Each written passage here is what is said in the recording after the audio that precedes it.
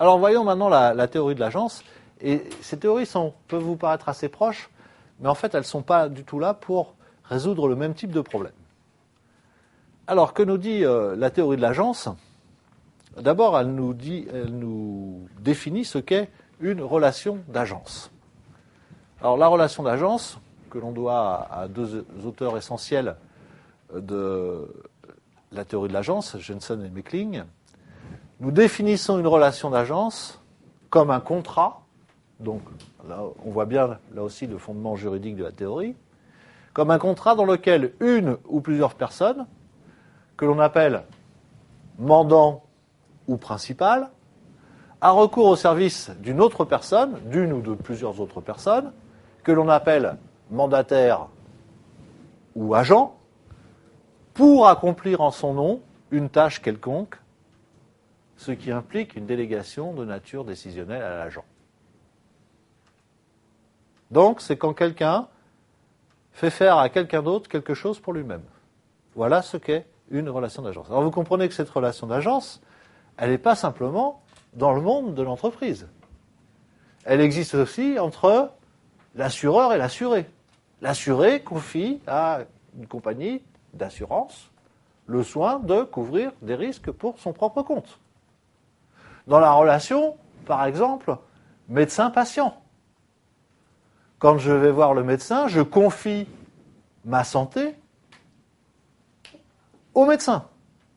Hein, on est bien, donc je lui dis, voilà, finalement, je ne sais pas me soigner parce que je n'ai pas fait d'études en médecine, donc je te confie le soin de me soigner. Et dans l'entreprise, évidemment, aussi, ces relations d'agence vont être multiples. Alors, relations d'agence d'entreprise, salarié-employeur, le recrutement. Hein, comment on fait voilà, l'employeur qui reçoit un candidat, c'est pour lui confier quelque chose. On est donc dans une relation d'agence. Hein, et on va retrouver d'ailleurs tous les biais comportementaux définis par la relation d'agence dans cette relation de recrutement. Et puis ensuite, c'est la relation hiérarchique, tout simplement. Le supérieur hiérarchique qui délègue une partie de son autorité à un salarié pour faire quelque chose à sa place. Et qui, bien évidemment, en endosse aussi la responsabilité. Donc, on voit bien que dans l'exercice normal d'une entreprise, la relation d'agence est partout. Mais c'est aussi, et je développerai particulièrement cet aspect, la relation actionnaire-manager. Après tout, les actionnaires choisissent un manager pour gérer à leur place une entreprise qu'ils ne savent pas ou qu'ils ne veulent pas ou qu'ils n'ont pas le temps de gérer. Hein, donc, ils leur confient le pouvoir de gestion. Et donc ça va servir à se poser des questions et à apporter des solutions sur la question de la gouvernance de l'entreprise, hein, qui domine entre les actionnaires et les managers, et comment faire pour que l'intérêt des actionnaires soit défendu par les managers. Fournisseurs, sous-traitants, distributeurs, entreprises, bref, tous les partenaires amont et aval de l'entreprise, eh bien, représentent une très belle relation d'agence avec l'entreprise. Hein. Quand je suis une entreprise agroalimentaire et que je vends mes produits dans la grande distribution, vous comprenez bien que je confie au distributeur le soin de réaliser le chiffre d'affaires à ma place. Hein, et donc, ce n'est pas évidemment sans implications sur la vie des entreprises. Donc, finalement, toutes les relations existant dans l'entreprise, ou l'essentiel des relations, sont des relations d'agence. Alors, on peut dire aussi que les relations d'agence, finalement, sont des formes de transactions. Ça, c'est pour connecter la théorie de l'agence et la théorie des coûts de transaction. Hein, c'est donnant-donnant. Le salarié, il est embauché pour faire cela, et en contrepartie, il a une rémunération. L'actionnaire, il embauche le manager pour que celui gère au mieux son affaire. Celui-ci va être grassement rémunéré, mais il va permettre l'augmentation du patrimoine des actionnaires. Hein, donc il y a des transactions donc, dans chacune de ces relations d'agence. Finalement, si ces relations d'agence sont des formes de transaction, qu'elles ont lieu à l'intérieur de l'entreprise, eh bien, l'entreprise ne s'oppose pas au marché, puisque sur le marché comme dans l'entreprise se réalisent des transactions. Donc là, on a une troisième vision du rapport entre entreprise-marché. C'est pas concomitant comme dans la théorie néoclassique. Ça s'oppose pas comme dans la théorie des coûts de transaction, mais c'est la même chose. C'est deux manières alternatives de traiter un même problème. On considère que l'entreprise est un nœud de contrat. Alors ça, c'est une conception extrêmement importante. C'est un fondement juridique, si vous voulez, de la théorie économique. On peut résumer l'entreprise à la somme des contrats qui la constituent. Contrats de travail, contrats commerciaux, mandats sociaux, etc. Alors on retrouvera cette idée dans la théorie des droits de propriété, qui est aussi une théorie à fondement juridique.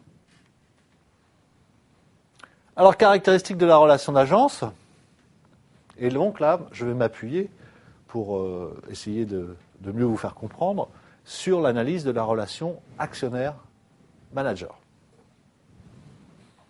Alors, il y a à peu près les mêmes hypothèses comportementales que dans la théorie des coûts de transaction.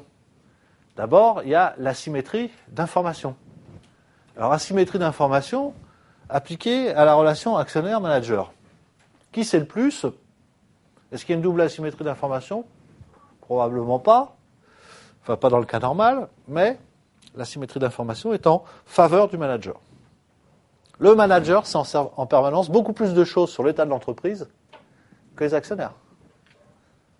Donc, il va pouvoir taire un certain nombre de choses, embellir un certain nombre d'autres, pour tirer la relation avec les actionnaires à son profit. Par exemple, obtenir une augmentation de rémunération.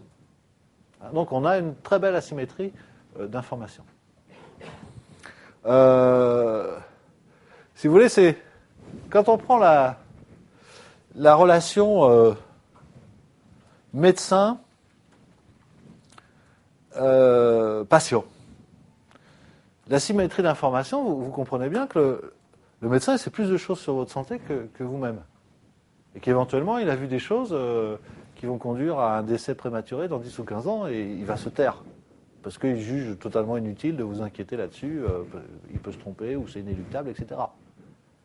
Donc, ça, on a une très très belle asymétrie d'information. Mais vous aussi, vous en avez une. C'est que vous venez vous faire arrêter parce que vous êtes très fatigué, mais vous n'avez pas dit à votre médecin que vous êtes très fatigué parce que vous avez fait la fête pendant une semaine. Vous êtes effectivement très très fatigué. Donc, vous comprenez bien que les asymétries d'information, souvent, elles sont partagées. Là, dans le cadre de la relation actionnaire-manager, c'est surtout le manager qui sait plus que l'actionnaire.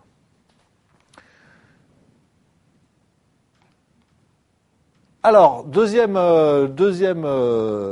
trait de cette relation, les intérêts divergents.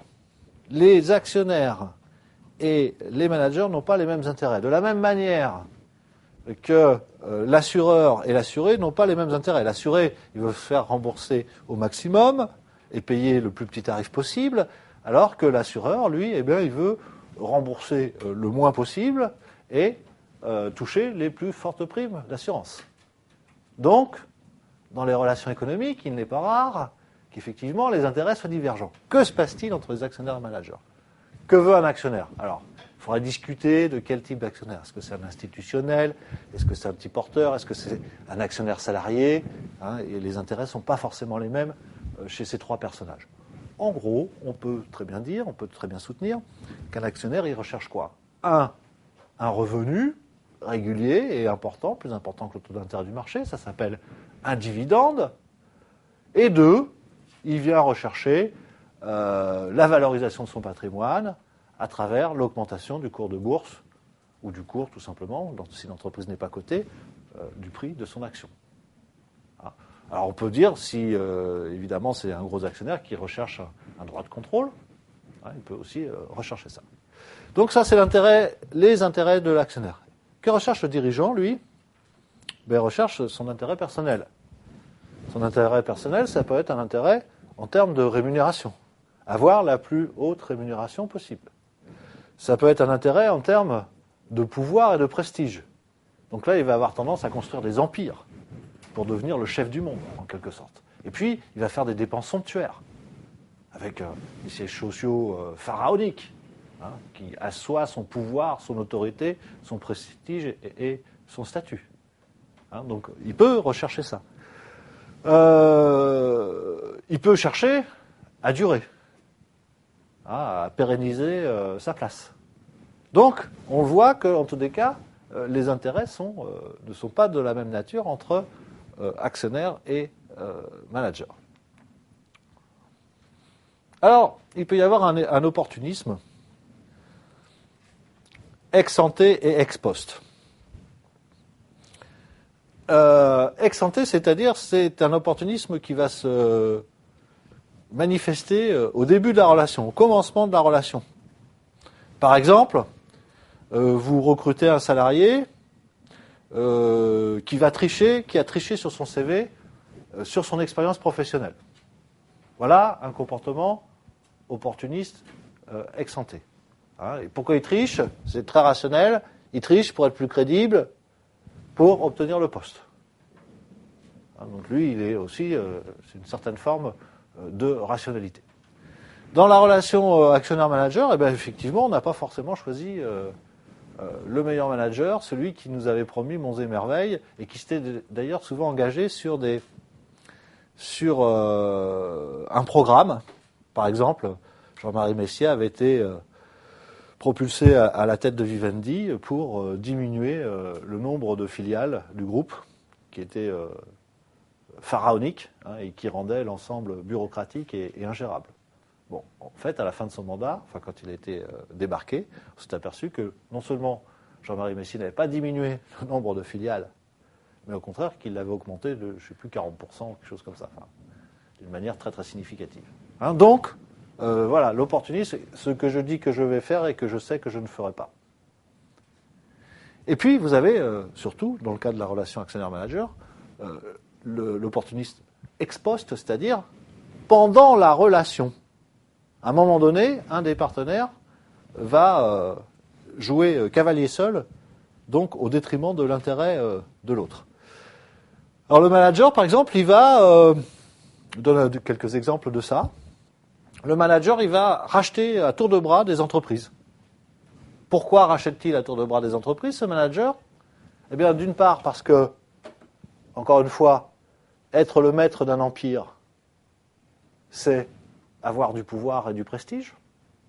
Donc, si son intérêt personnel, sa recherche d'intérêt personnel, elle est là, eh bien, il va la satisfaire de cette manière-là.